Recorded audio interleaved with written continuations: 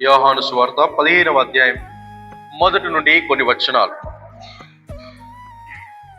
నేను నిజమైన ద్రాక్షావళిని, నా తండ్రి వ్యవసాయకుడు. నాలో ఫలింపను ప్రతి తీగెను ఆయన తీసి పారివేయు.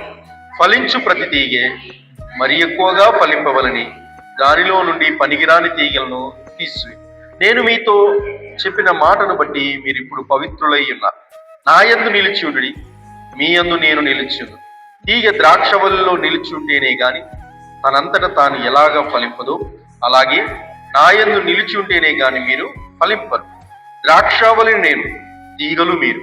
ఎవడు నా యందు నిలిచి ఉండునో, నేను ఎవని యందు నిలిచి ఉండునో వాడు బహుగా ఫలించును.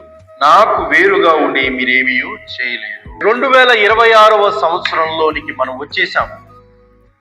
అయితే ఈ సంవత్సరంలో దేవుడు మనందరి విషయాల్లో ఆలోచిస్తుంది ఏంటంటే, మనమందరం ఈ సంవత్సరంలో ఫలించాలి. ఎలాగా ఫలించాలంటే బహుగా ఫలించాలి. చూడండి, ఎవరైనా సరే వాళ్ళ ఇంటి ముందు పెరట్లో ఏదైనా ఒక మొక్కను నాటారనుకోండి, ఆ మొక్కను గురించి చూస్తూ ఏమని ఆశిస్తారు? ఇది చక్కగా ఫలించాలి, చక్కగా పువ్వులు పూయాలి, చక్కగా కాయలు కాయాలి అని ఫలభరితాన్ని కోరుకుంటారు. ఏ ఇంటి యజమానుడైనా యజమానురాలైనా తన దగ్గరలో ఉన్న ఖాళీ స్థలంలో ఏ మొక్కను నాటినా, ఏ చెట్టును నాటే ప్రయత్నం చేసినా దాంట్లో నుండి ఫలాలు ఆశిస్తారు.